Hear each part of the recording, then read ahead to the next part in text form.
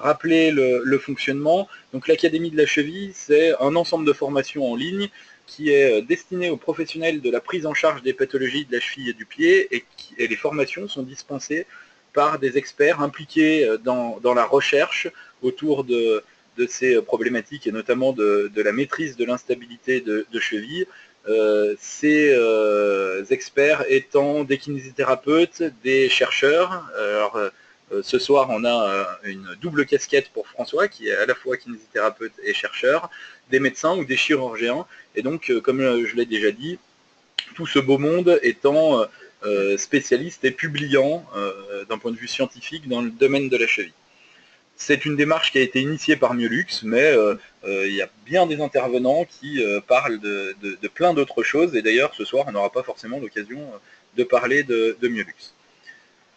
Simplement, il va y avoir 2 ou 3 petites vidéos qui vont être diffusées pendant cette formation. Si jamais vous ne les visualisez pas bien, c'est pas la peine de trop paniquer, parce que ce webinaire est filmé, et comme à l'accoutumée, vous recevrez dans les 2 prochains jours le support PDF de cette formation, et puis le lien vers la vidéo de cette formation sur YouTube.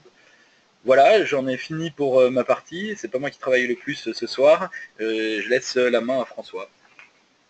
Et je vous rappelle juste, pardon, que vous pouvez poser vos questions par écrit, par le biais de la rubrique en bas à droite de votre écran, la rubrique questions. Donc ces questions sont compilées tout au long de la présentation. Et puis on fera un point là-dessus pour tâcher d'y apporter des réponses d'ici 21h. Merci. Merci Romain pour l'invitation. Bonsoir à tous sur ce format très intéressant du webinaire. Donc on va essayer de parler ce soir de l'entorse et de l'instabilité chronique de cheville.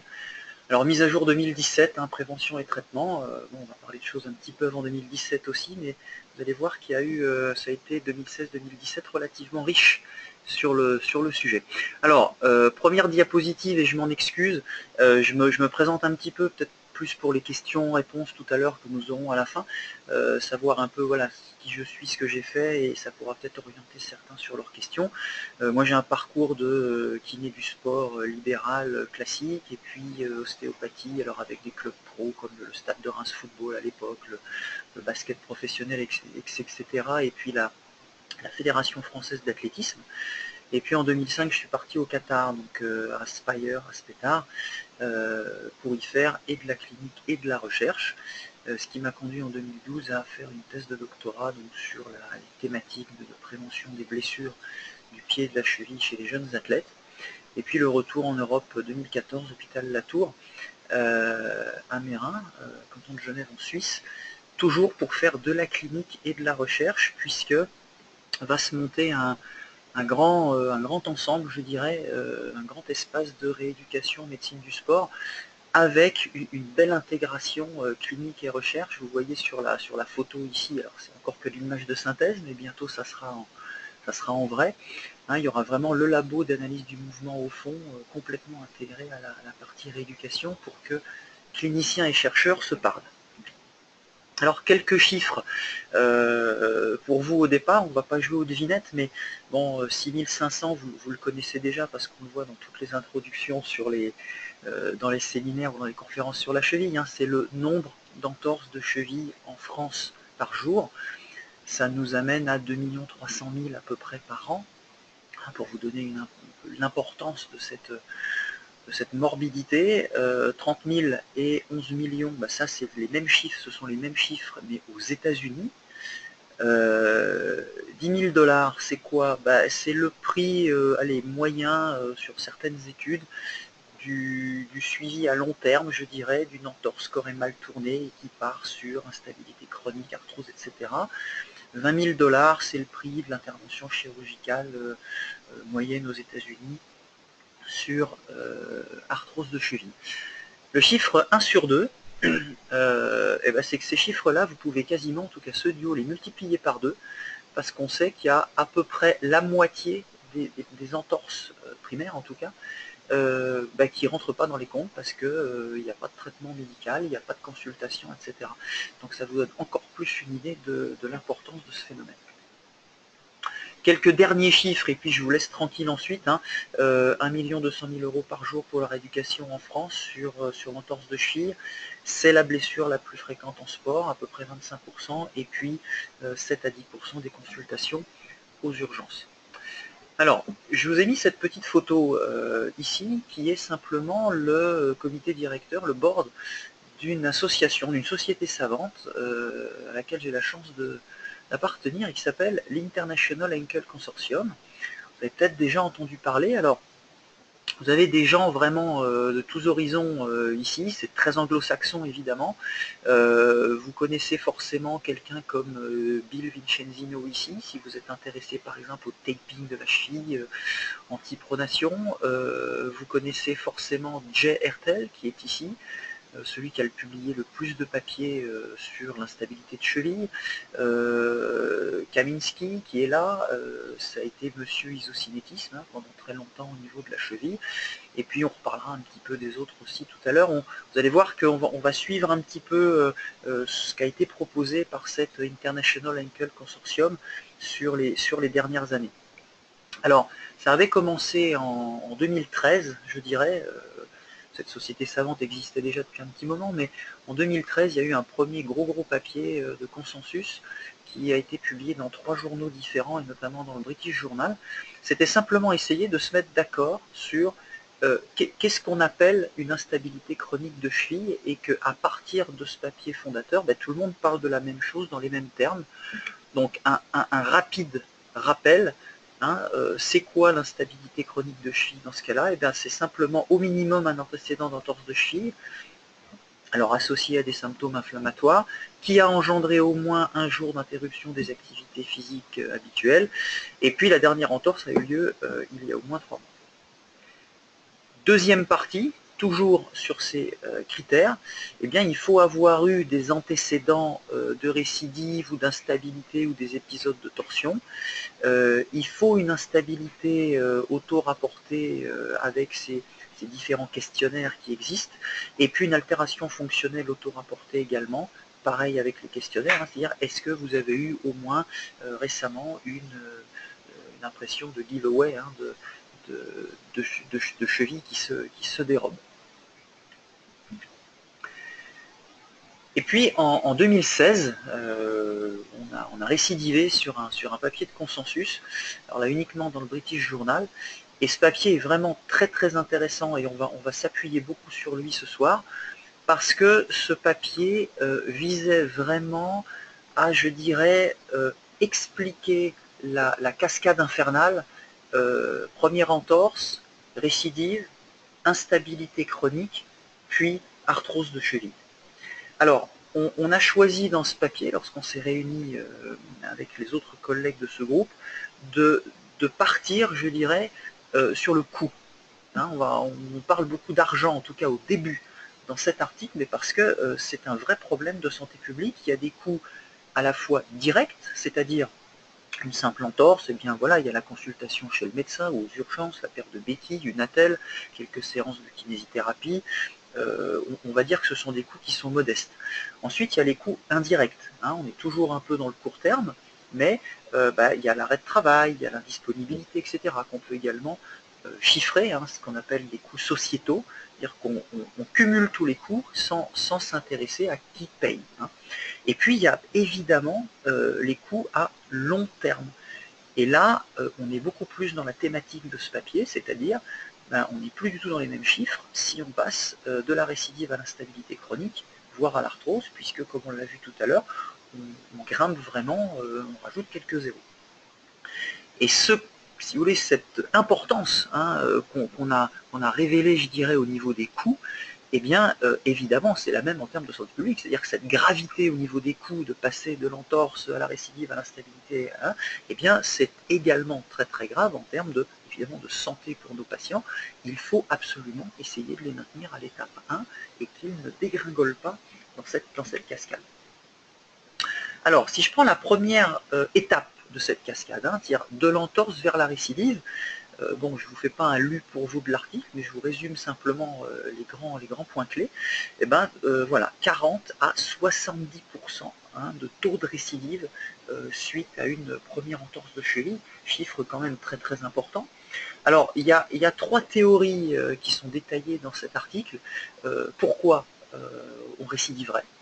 Eh bien, beaucoup parce que en général l'entorse est sous-estimée ou sous-traitée, parfois même par le patient lui-même, on le sait tous, hein, je me suis tordu la cheville, mais ça va, c'est pas bien grave, ça n'a pas beaucoup gonflé, j'ai mis un peu de glace, et puis c'est reparti, j'ai encore un peu mal, mais bon, voilà, ça c'est ce qu'on connaît. Ensuite, là c'est une pierre un peu dans notre jardin à nous les kinésithérapeutes, c'est parfois une rééducation qui est inadaptée. Alors, trop light ou trop agressive, hein, ça veut dire quelqu'un qu'on va relâcher trop tôt, ou au contraire, on va vouloir en faire trop et puis le traitement sera finalement pas forcément adapté.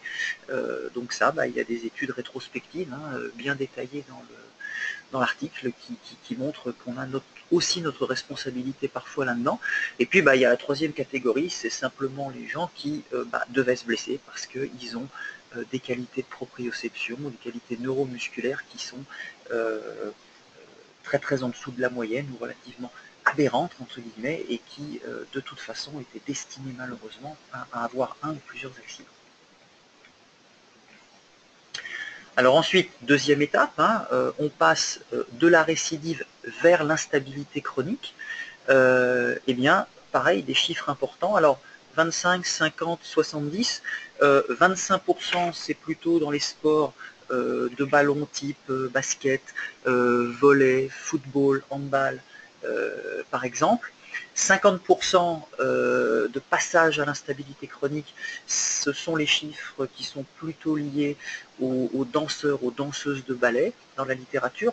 Et puis 70%, c'est simplement si on considère les chiffres uniquement sur la première année, parce qu'on sait qu'on a 2 fois plus de risques que de récidiver dans la première année suivant la première entorse que par la suite. De l'instabilité chronique vers l'arthrose, la dernière étape de notre cascade, eh bien, pareil, des chiffres très très importants, hein. 70 à 80% des cas d'arthrose de cheville sont post-traumatiques. Hein. Donc ça veut dire que ça se développe évidemment plus jeune que l'arthrose au niveau des autres articulations, puisque ça fait suite à du traumatisme, donc il ne faut pas attendre l'usure classique, hein, je dirais l'âge, pour avoir ça, et eh bien, les entorses comptent pour 15 à 20% des futurs cas d'arthrose au niveau de la cheville. Donc on a quand même là un gros impact potentiel en termes de prévention. Alors, même certains auteurs, vous retrouverez les références dans le papier, l'Evidence Review du British Journal, ont réussi à quantifier, je dirais, le temps nécessaire pour passer de l'entorse grave à l'arthrose, 26 ans, et le temps pour passer des entorses plutôt un peu moins graves mais récidivantes à l'arthrose, 28 ans, et puis le chiffre le plus important, le dernier, 10% à 40%, hein, on voit que le range est important parce qu'il y a plusieurs études différentes, mais 10% à 40% des instabilités amènent malheureusement à l'arthrose. Donc on voit bien que, en termes de première petite conclusion à cette première partie, hein, dans notre cascade suite à cet article de consensus, eh bien, le rôle très très important que va avoir la prévention primaire et secondaire, mais c'est tout simplement de traiter correctement la première entorse, alors essayer de les éviter au maximum, mais surtout traiter correctement la première entorse jusqu'au bout, de manière à éviter la récidive, parce qu'ensuite on voit que c'est quand même compliqué de ne pas rentrer dans cette cascade. Alors, je reviens à cette photo du board de l'IAC. J'ai entouré là le visage d'un des membres. J'ai choisi de vous montrer certaines particularités ou certaines choses que j'ai trouvées intéressantes par rapport aux travaux de certains de mes comparses de ce groupe-là. Alors là, c'est Daniel Fong, hein, qui était à l'époque à Singapour, qui depuis est reparti en Grande-Bretagne. Et Fong, pour ceux qui sont relativement intéressés au sujet depuis un moment, c'est lui qui avait fait cet article où ils avaient, entre guillemets, eu la chance ou la malchance d'avoir un sujet qui s'est fait une entorse de cheville alors qu'ils étaient en train justement de faire un travail sur le positionnement de la cheville au changement de direction. Donc là, les images que vous voyez actuellement, c'est le patient blessé, le cas du patient blessé, hein, parmi tous les autres cas, on va dire, normaux. C'est d'ailleurs Daniel Fong que vous voyez là-haut sur l'image. Et puis vous l'avez là dans 3 directions différentes, hein. Vous voyez bien sur l'image du haut le mécanisme de l'entorse classique qui est en train de se produire. Alors ce qui est intéressant dans cet article-là, c'est que Daniel parle vraiment de 2 phases qui semblent mener à cette entorse. Il y a à la fois une phase qu'il appelle une phase de pré-blessure, et puis ensuite la phase vraiment de contact. Et ce qui est important pendant cette phase de pré-blessure, c'est vraiment que dans la phase aérienne, déjà avant même de toucher le sol, eh bien, il y avait un positionnement qui était déjà en rotation médiale et en inversion avant même le contact, hein, comme s'il y avait déjà un comportement aberrant de l'essai avant même l'appui. Alors bien sûr, c'est des choses qu'on sait, hein, qu'il faut activer les péronniers avant même d'atterrir, etc. Bon, bah là, vraiment, ils l'ont vraiment constaté ici, comme si c'était écrit. Et puis la deuxième chose intéressante, c'est que on a, pendant la phase vraiment de contact où se produit l'accident, eh bien, on a vraiment une accélération de la vitesse angulaire dans le sens, j'allais dire, du varus équin. Alors on y reviendra tout à l'heure dans les traitements potentiels et dans les choses importantes à suivre, mais importance de la vitesse angulaire dans ce mécanisme. Alors si on rentre un petit peu plus dans le détail, là ce sont les photos qui sont liées à l'article de Fong dans American Journal en 2009. Ça c'est le trajet, je dirais, de la ligne de force du sujet normal. Et puis vous avez ici la même chose sur le fameux essai du sujet qui s'est blessé. Alors pas de grosse différence a priori, bien sûr, sauf à la fin, ici lorsque le sujet voilà, va aller par terre, etc. Et puis en fait, bah, si, il y a une petite différence qu'on ne note pas tout de suite et qui est là, juste à ce moment à 0,08 à peu près. Et si on vient un petit peu s'intéresser à cette partie-là et qu'on la détaille, eh bien on voit vraiment qu'en quelques centièmes de seconde, tout est fait et on a cette excursion très rapide et très massive sur l'extérieur. Évidemment, on est très très en dessous du temps de réaction des péronniers latéraux, hein, s'il était besoin de le confirmer encore. Le feedback, évidemment, ça ne marche pas.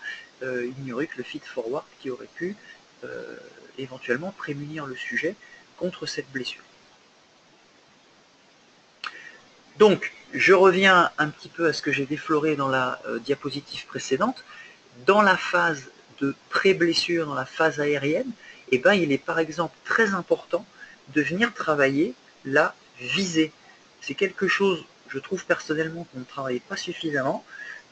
On sait très bien que les gens qui ont des instabilités chroniques, par exemple, sont des gens qui ont du mal à viser, c'est-à-dire quand on leur dit d'atterrir à tel endroit, de poser l'appui à tel endroit, ou de faire une série d'appuis en posant sur certains repères, eh bien, ils sont en dessous de la moyenne dans la capacité à toucher un objectif ou à poser le pied précisément sur un objectif. Et c'est cette relative incompétence-là aussi qui les amène à préparer la blessure qui va se passer ensuite en chaîne fermée, en appui.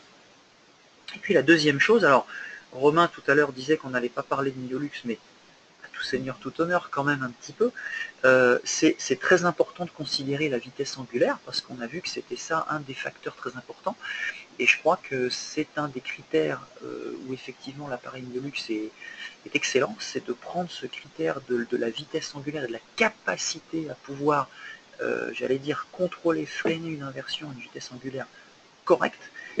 Moi, ça me paraît, en tant que chercheur et que clinicien, alors je suis là un petit peu jugé parti, mais ça me paraît être vraiment un facteur déterminant. Et encore une fois, il faut vraiment qu'on y attache beaucoup d'importance en pratique quotidienne. Alors là, j'ai fait un grand cercle parce qu'on est quelques-uns à être impliqués dans cette affaire qui va suivre. Moi-même ici, et puis vous avez à ma droite Patrick McKeown, donc, qui est l'Université de l'État de New York à Ithaca.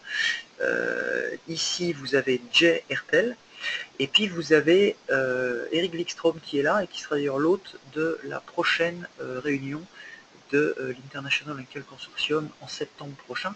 Je vous en reparlerai tout à l'heure. Alors pourquoi j'ai entouré ces 4 têtes-là? Eh bien parce que simplement, il existe un bouquin qui a été coécrit, je dirais, ou co-édité par Wikström et McKeown. Et je vous recommande ce livre parce que, alors il est en anglais bien sûr, mais c'est vraiment, je dirais pas l'entorse de cheville pour les nuls, loin de là, mais l'entorse de cheville en X questions. Donc c'est très très agréable à lire et à suivre. Il y a à la fois un grand chapitre sur le diagnostic, un autre chapitre sur la prévention, et puis une section 3, comme vous le voyez là, sur le traitement et la réhabilitation. Et puis à chaque fois une thématique traitée par un expert ou par un groupe d'experts. Et je vous invite vraiment, c'est pas de la pub, hein, je suis pas auteur directement, j'ai juste participé à un chapitre, mais c'est vraiment très très bien présenté. Alors pourquoi je vous parle de ça? Eh bien parce que la question 27 est une question qu'on a rédigée avec deux autres collègues, et c'était, je dirais, un petit peu le mélange entre deux de mes dadas, c'est-à-dire le gainage du pied, le renforcement des muscles intrinsèques du pied, et puis l'apport que ça peut avoir sur le traitement des entorses de cheville et donc la prévention de l'instabilité chronique.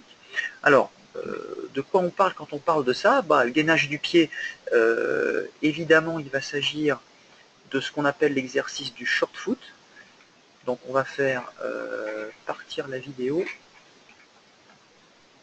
normalement ici.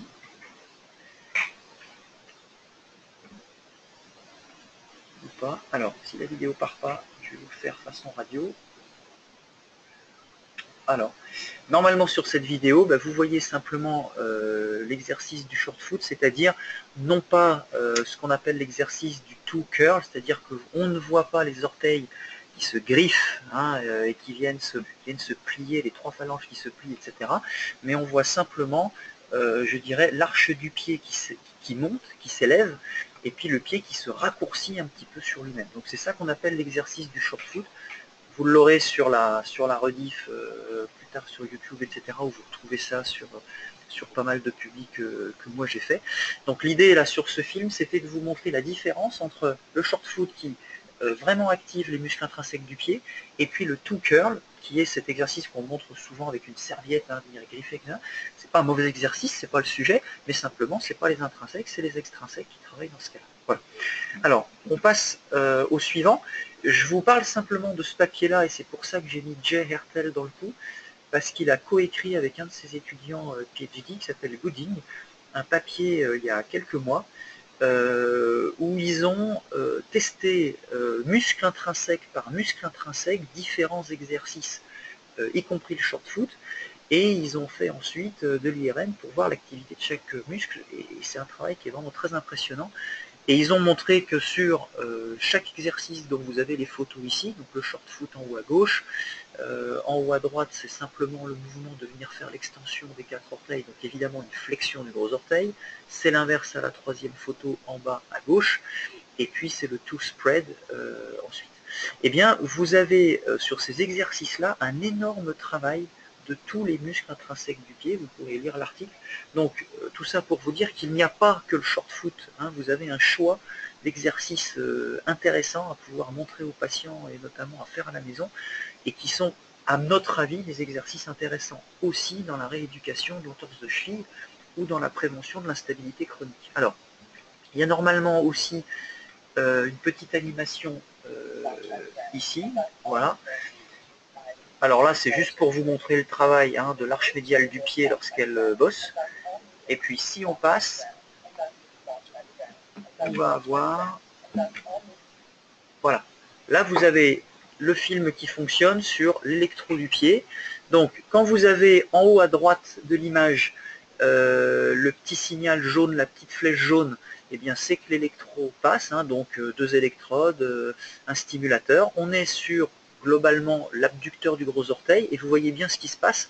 C'est ça le mouvement du short foot quand on fait en actif. On a la même chose en électrostim, de manière très très puissante et involontaire. Donc à la contraction, élévation du tubercule du naviculaire qui est ici. Si je laisse la flèche dessus, vous allez voir, hop, on retombe quand on relâche. Voilà, élévation ici, et raccourcissement du pied, au bout, vous voyez que le gros orteil, voilà, le pied se ramasse sur lui-même. Donc, c'est une thérapeutique, une technique que moi j'utilise beaucoup, il y a pas mal de publis là-dessus, sur le contrôle de la pronation, le coureur, etc. Mais il y a beaucoup d'intérêt à le faire aussi dans les traitements sur les entorses de cheville. Les muscles intrinsèques du pied, c'est vraiment les grands oubliés à notre avis, au niveau du membre inférieur et notamment à ce niveau-là. Il nous viendrait plus à l'esprit de mettre un sportif sur le terrain après n'importe quelle pathologie sans lui faire du gainage. Ça dérange a priori pas beaucoup de nos collègues de remettre des gens sans s'occuper des muscles intrinsèques du pied, alors que c'est la première interface quand même entre l'homme, j'allais dire, et le sol. Ensuite, il y a un effet de renforcement qui est important, je viens de le dire, le gainage, et puis il ne faut pas oublier cet effet neural sensorimoteur. On parle beaucoup de proprioception, etc. Il y a un moment où il faut avoir quand même une interface la meilleure possible, et cette surface sous le pied doit être absolument, je dirais, préparée, améliorée au moment de la phase de reprise d'appui. Et nous pensons que ces techniques volontaires ou involontaires, mais en tout cas actives, sont d'excellentes techniques pour ça. Voilà, dernière partie, et ça sera les 2-3 dernières minutes. Je voulais juste parler un petit peu du retour au sport, du retour sur le terrain. Alors RTP, le Return to Play, ou le RTS, le Return to Sport. Pourquoi RTS? Parce que c'est le terme qui avait été retenu par une conférence de consensus en 2016, qui s'était tenue à Berne d'ailleurs en Suisse, et où mon collègue Boris Gojanovic était présent et donc a participé à la rédaction de cet article de consensus. Pourquoi je vous parle de ça? Eh bien simplement parce que une des figures clés dans cet article de consensus était la suivante, où voilà, on explique en gros que dans le management de la blessure et dans la rééducation, il y a une très grosse importance du travail en équipe, de la communication, etc. On a vu, nous, que si on voulait prévenir cette cascade, etc., il fallait absolument très bien soigner le premier épisode de l'entorse. Eh bien, il est très important qu'on considère cette reprise sur le terrain, hein, comme étant la bonne fin du traitement et de ne pas la négliger. On a vu qu'il y avait les 3 théories pour aller de l'entorse à la récidive. Dans la rééducation, notamment peut-être inadaptée, des fois trop light, c'est sûrement que le return to play n'a pas été complètement fait jusqu'au bout correctement, est-ce qu'on a fait les bonnes choses, etc. Donc là, je vous ai entouré voilà, quelque chose d'avant. Est-ce qu'on a fait tous les tests avant de faire reprendre? Est-ce qu'on a suffisamment communiqué avec le patient, son coach, si c'est un sportif, etc., pour éviter la récidive? Et est-ce qu'on a fait tous nos tests fonctionnels sur le terrain de manière à prévenir une récidive? Vous avez sur le schéma un petit accident ici à la fin, là, alors qui n'est pas du tout là par hasard dans cette courbe ici de progression et d'avancée vers le return to play. Vous voyez ici, on pourrait croire, hein, à ce moment-là, le sujet va bien, il a récupéré, le temps, on est dans les clous au niveau de la cicatrisation, etc. Et puis on voit que ça peut toujours, hop, retomber et repartir. Donc il ne faut pas hésiter, hein, comme l'ont fait nos collègues qui ont publié sur le ligament croisé, traitement du ligament croisé, etc. On sait que si on attend un mois de plus sur le ligament croisé, eh bien on diminue, je crois, les récidives ou les risques de récidive de 24%.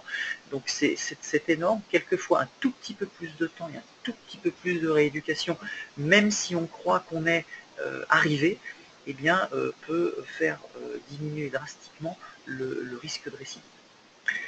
Voilà. On arrive à la conclusion. Je reste prêt et à votre disposition pour les questions.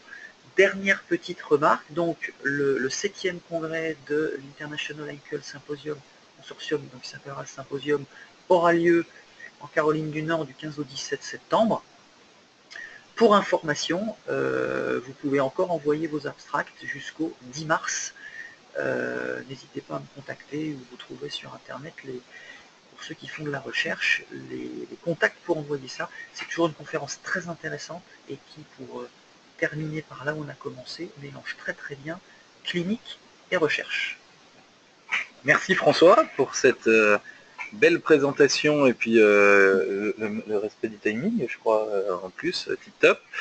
Simplement, Un petit rappel avant de passer à vos questions sur le programme des formations de l'Académie de la Cheville, que vous retrouverez donc sur le support qu'on vous enverra demain, qui va jusqu'à la fin de ce mois de février, puis on est en train de travailler sur le programme des mois à venir.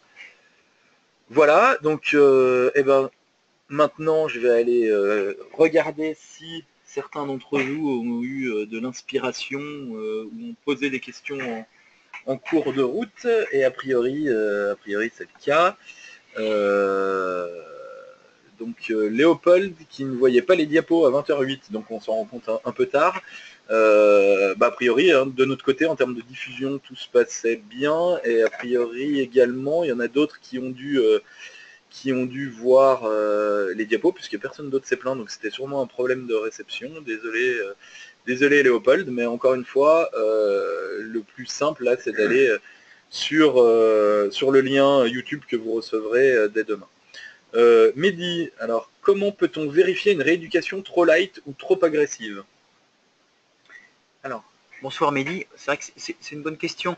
Je pense que c'est surtout quand on va peut-être trop se baser sur le ressenti, la douleur, est-ce que ça va, comment tu te sens, et qu'on ne fait pas suffisamment de tests, de questionnaires, de choses, je dirais, validées, qui peuvent nous permettre d'aller, je dirais, pousser le patient un peu dans ses retranchements et découvrir des choses avant que malheureusement ça soit le terrain qui les découvre pour nous, c'est-à-dire au cours de la récidive. Donc il faut vraiment essayer de jalonner notre rééducation de tests validés. Donc encore une fois, on peut parler du Myolux, c'est quand même très intéressant de constater, et le dernier article est là-dessus, qu'on a des gens qui vont très bien en proprio, qui sont très bien sur l'isocinétisme, qui sont très bien quand on teste les déverseurs à la main, etc. Et puis sur un contrôle de l'inversion excentrique par les péronniers en charge, ils font 3 répétitions et puis il n'y a plus d'essence. Donc il faut essayer, je dirais, d'être presque inventif pour trouver le plus de tests possible. Alors il y en a plein qui sont validés, de manière à être le plus certain qu'on n'a pas été trop léger, que même le patient qui veut reprendre ne nous influence pas dans le mauvais sens. Voilà. Grégory qui remercie François pour la présentation, et puis qui demande quels sont les avantages et les inconvénients d'un support externe de cheville dans la prévention de récidive. Alors, c'est un vaste sujet, bien sûr très discuté. Il y a quelques années, en sortant de l'école de kiné, j'aurais dit mais non, il n'y a que la proprioception qui fonctionne, il n'y a pas d'attelle. Si on met une attelle, les muscles travaillent moins bien, donc bon. Et puis voilà, après j'ai commencé à lire, et puis il y a plein d'études qui vont dans plein de sens différents, à la fois sur le taping, là c'est Vincenzino qui a notamment fait ça. Il y a même des fois où les muscles péronniers travaillent davantage quand il y a un tape que quand il n'y en a pas. Alors tu me poses plutôt la question des supports externes. Il y a quand même des gens qui ne peuvent pas y couper. Je me souviens, moi, d'avoir été kiné ostéo en pro A de basket à Reims à l'époque. Les Américains, c'était dans leur contrat. Donc c'est pas compliqué. De toute façon, s'ils n'avaient pas leur support de cheville, ils ne jouaient pas. Et quand on voit la concentration de gars qui chaussent du 52 au mètre carré dans une raquette au rebond, effectivement, on n'a pas très envie de leur parler que de proprio, et on est content de mettre la telle et mettre de mettre éventuellement un strapping en dessous. Donc, avantages et inconvénients. Avantage, oui, quand on ne peut pas faire autrement, ça rend quand même des services, et il y a quand même un effet extéroceptif qui n'est pas négligeable. Inconvénient, c'est de vouloir en mettre à ceux qu'on n'a pas besoin. C'est-à-dire que si on est sûr que le travail a été fait parfaitement, correctement, et qu'il y a encore besoin, il ne faut pas s'en priver. Il ne faut pas que ça soit simplement la béquille et l'excuse à ne pas faire une rééducation correcte ou à reprendre trop vite. Ok, Alain, alors est-ce que ceux qui devaient, entre guillemets, se tordre la cheville ne sont pas ceux qui se sont fait une ou plusieurs entorses passées inaperçues dans l'enfance? Alors c'est tout à fait possible, oui bien sûr, ça peut faire partie de cette catégorie-là, et peut-être qu'à la suite de ça, ils sont déjà chroniques et ils ont déjà une proprio aberrante à cause de ça. Alors moi, lorsque j'ai travaillé au Qatar, j'ai travaillé qu'avec des enfants et des adolescents, on va dire. Donc effectivement, même si on est très, je dirais, préparé à ça, on a toujours tendance à banaliser un peu les petits accidents articulaires chez les jeunes, et on ne devrait pas. on ne devrait pas, parce qu'effectivement ça peut faire le lit à ce qui se passe après. Donc je vais tout à fait dans le sens de cette question, donc je suis relativement d'accord. En tout cas, ce qui est intéressant, il me semble aussi, potentiellement là-dessus, c'est alors ça peut pas se faire sur tout le monde, mais sur des populations sportives, de procéder à des tests d'évaluation de la capacité sensorimotrice, de stabilisation articulaire, avant qu'une entorse se fasse, et par exemple en début de saison, de faire un bilan proprioceptif de force, et autres types de tests pour essayer de détecter les profils à risque, sans uniquement être sur les facteurs, les antécédents cliniques. Ouais, je suis d'accord avec toi, notamment sur le côté vraiment des qualités profondes, c'est-à-dire vraiment de la proprioception, de l'agilité, etc. C'est le suivi longitudinal, effectivement, on le faisait 2 ou 3 fois par an à l'époque au Qatar. C'est un peu plus discuté sur les qualités musculaires parce qu'il y a toujours la forme du jour, le moment de la saison, est-ce qu'on le fait après la trêve, avant la trêve, etc. Donc vraiment en Australie, notamment dans le foot australien, ils sont très très avancés sur le suivi, ils ont commencé à faire des choses quasiment au jour le jour ou à la semaine. Mais en tout cas, oui, sur de la qualité de proprioception et d'agilité, je vais complètement dans ton sens.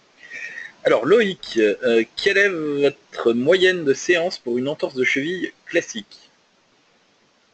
Alors, ça dépend, c'est un peu la même question quand on dit à quel moment on commence la proprioception pour une cheville. Donc tout de suite, je dirais que, alors en Suisse où je travaille, c'est des ordonnances par 9. Allez, sur une entorse de grade 1, 1 à 2, peut-être, si c'est à peu près, je ne sais pas s'il y a le grade sur la question, non, il n'y a pas le grade sur la question. Moi je ferais deux ordonnances, donc j'arriverai entre 15 et 20 séances, sachant qu'il y a une bonne partie de la fin des séances qui va se passer sur le terrain. Parfait. Jean-Luc, quelle est la place des ultrasons, je pense, et physiothérapie?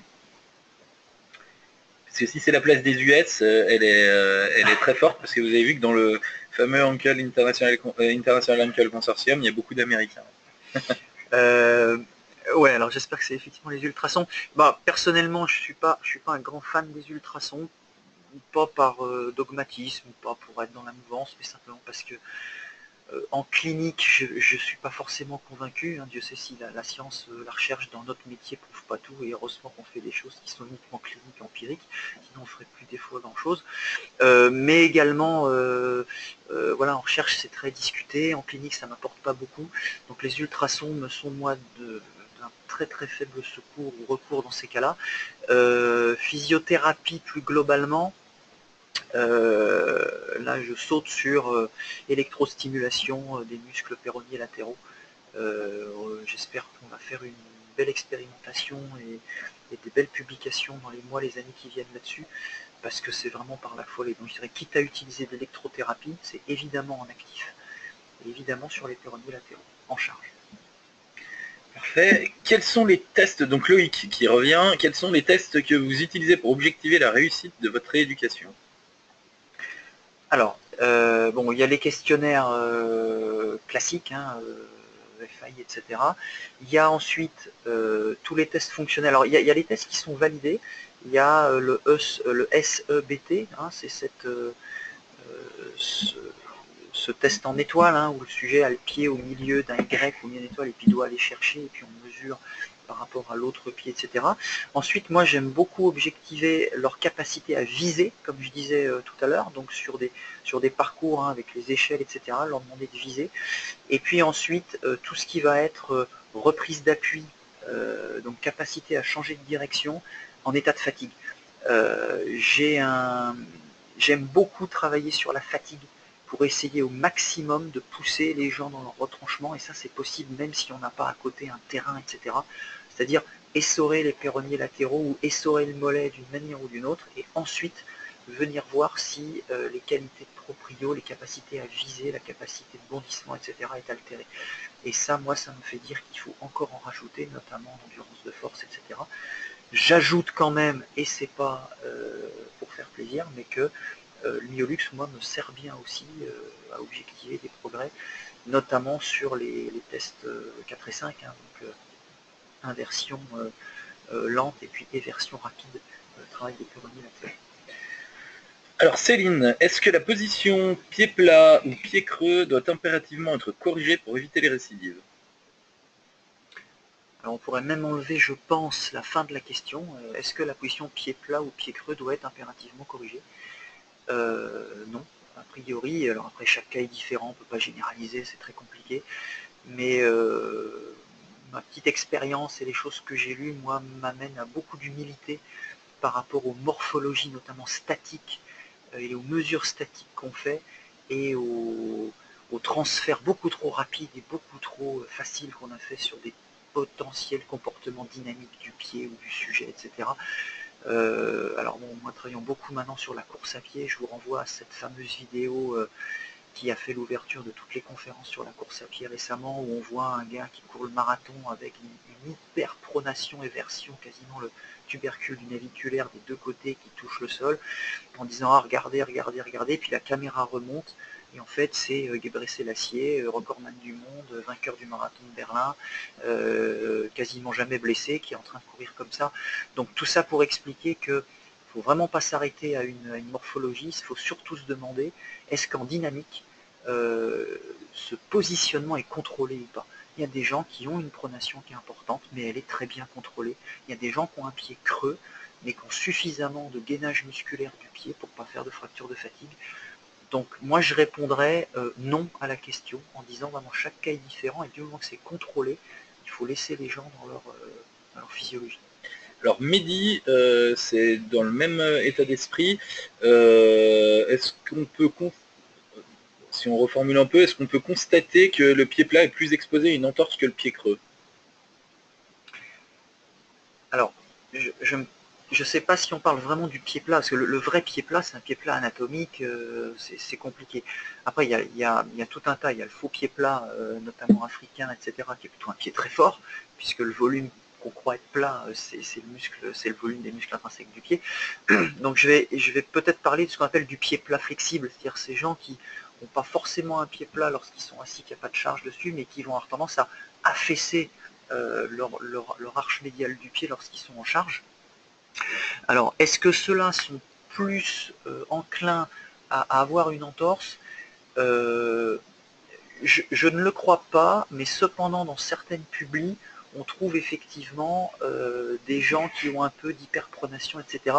Mais c'est certainement lié à des qualités plus globales ou à des déficits plus globaux, je dirais.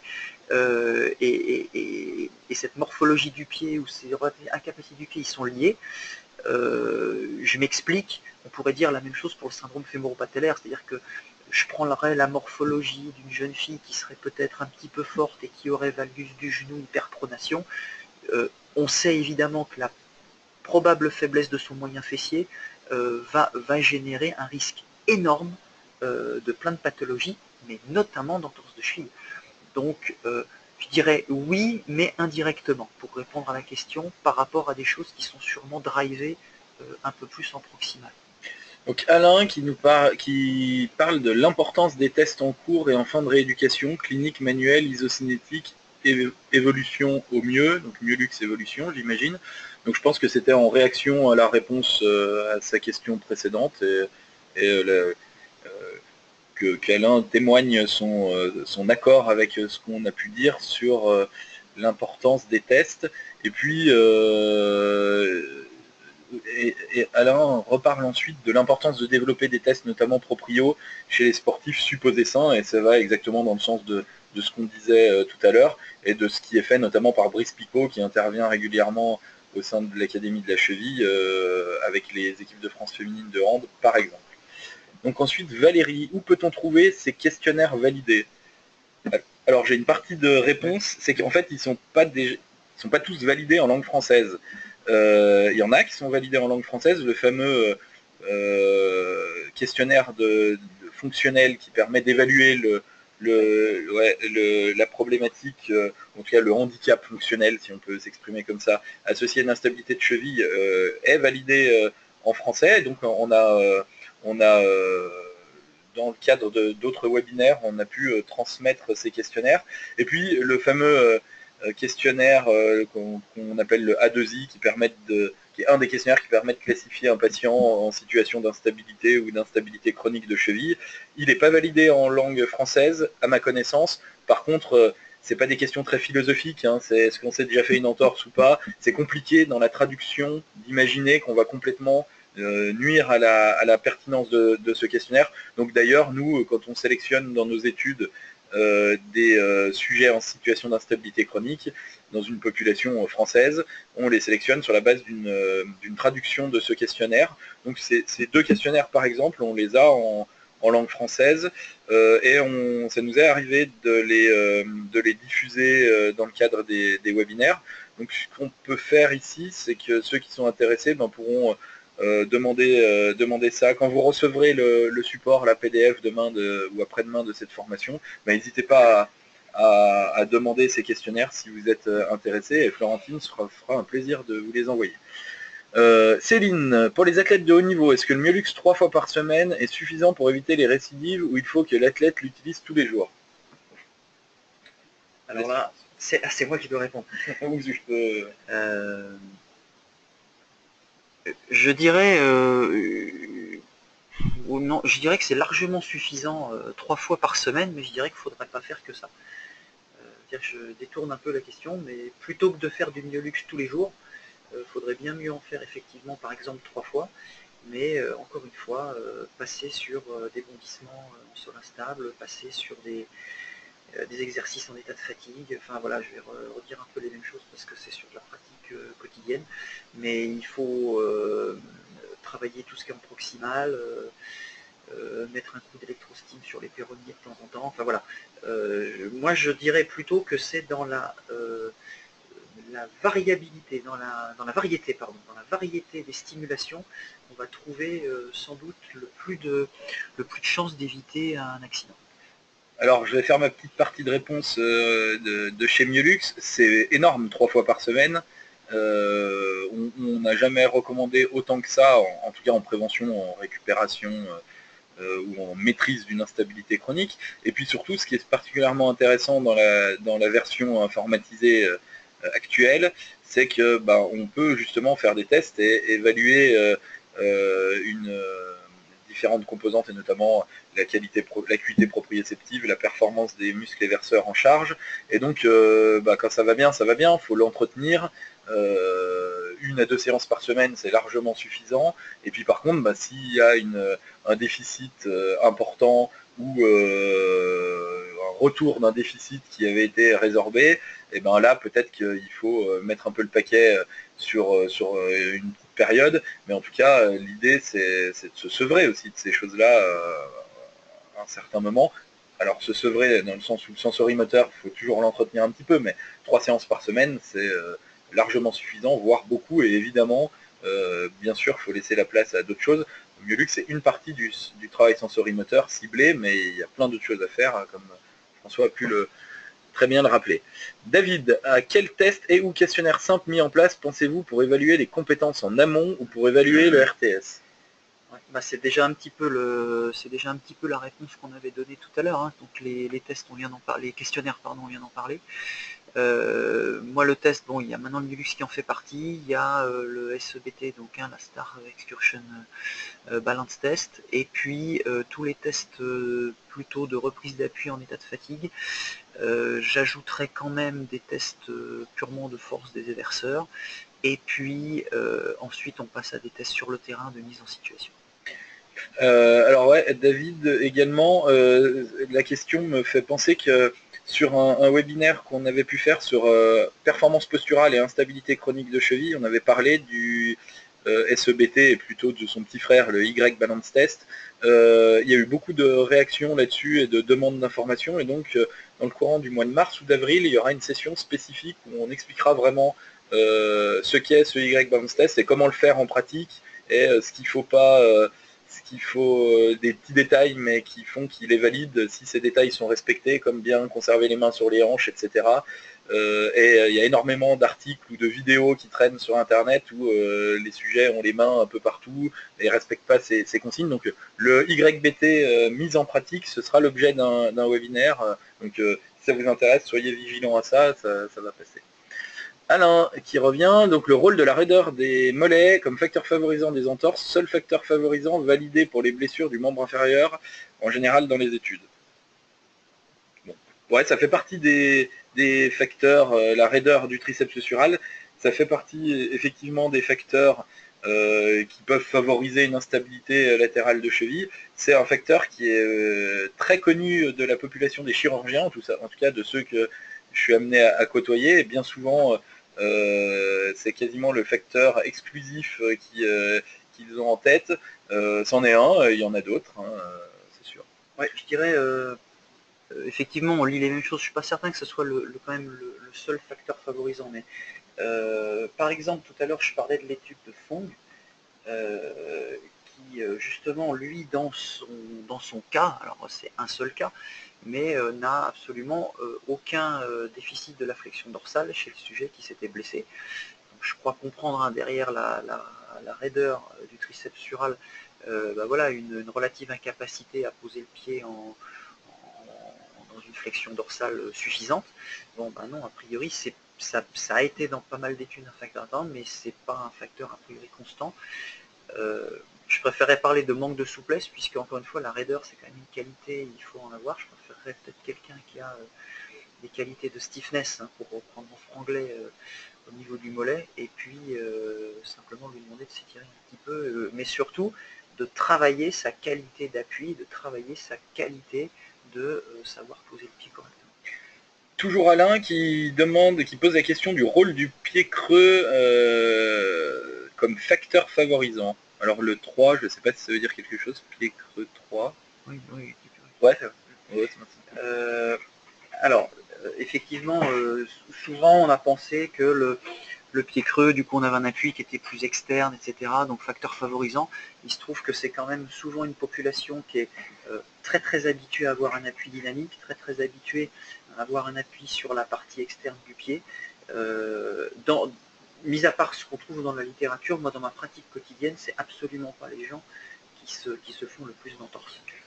Alors ensuite, Pascaline, le chausson myolux est-il un complément à la proprioception sur plateau instable? Alors, c'est plus qu'un complément parce que la proprioception sur plateau instable n'est pas à proprement parler un exercice très adapté pour faire travailler la proprioception de cheville. On sait qu'une bonne proprioception de cheville va se faire plutôt avec un pied posé au sol, en tout cas l'avant-pied. Le talon peut être posé sur une balle de tennis, etc. Et que les stimulations doivent venir plutôt d'en haut. Il faut imaginer quelqu'un qui serait posé avant-pied au sol, à cloche-pied, l'arrière-pied dans le vide ou sur une balle, et puis à qui on lancerait un ballon, un medicine ball, etc., etc. Ça, on sait, ça a été montré dans plein d'études, que c'est de la proprio de cheville. Plus le plan va être instable, type plateau de Freeman, chapeau mexicain, etc., plus on va aller cibler une proprioception qui va être plutôt plus proximale au niveau du bassin, des hanches, du pelvis, etc. Donc pour répondre à la question, c'est même plutôt, on est très spécifique de la cheville, même s'il y a des choses qui se passent au-dessus quand on fait le myolux, on n'est pas tant spécifique de la cheville quand on fait du plateau instable. Là, je vous renvoie également à des webinaires qu'on a pu faire sur le sujet, où il y a carrément des titres d'articles qui nous disent l'équilibration sur plan instable ne cible pas la proprioception de la cheville. Hein, c'est le titre de l'article de Kears en 2012. Il y a même, pour le coup, je le dis rarement, mais tout est dans le titre quasiment. Après, il faut aller voir la méthode, mais vraiment le message principal est très bien reflété par le titre. On va essayer de garder le timing d'à peu près 21h, même si on dépasse un petit peu, pour aller sur les dernières questions. Alain qui nous pose la question du rôle des orthèses plantaires dans la prévention. On a combien de jokers dans la soirée? On n'a pas de joker. Alors, le rôle des orthèses plantaires dans la prévention. Je sais pas, dans la littérature aucun, évidemment. C'est du cas par cas, comme à chaque fois les orthèses plantaires. pas forcément de... Je travaille énormément moi, avec le podologue qui est au boulot avec nous et qui est très très bon. On met le moins possible d'orthèses plantaires a priori comme ça en prévention. Ça me paraît difficile. Alors, David qui pose la question du SEBT, quelle est la valeur seuil pour un retour sur le terrain? Il a trouvé qu'un papier évoquant une valeur de 4 cm de différence par rapport au côté sain, et en même temps il demande s'il faut tester les 8 directions ou les 3. Alors là-dessus, moi j'ai une réponse assez nette.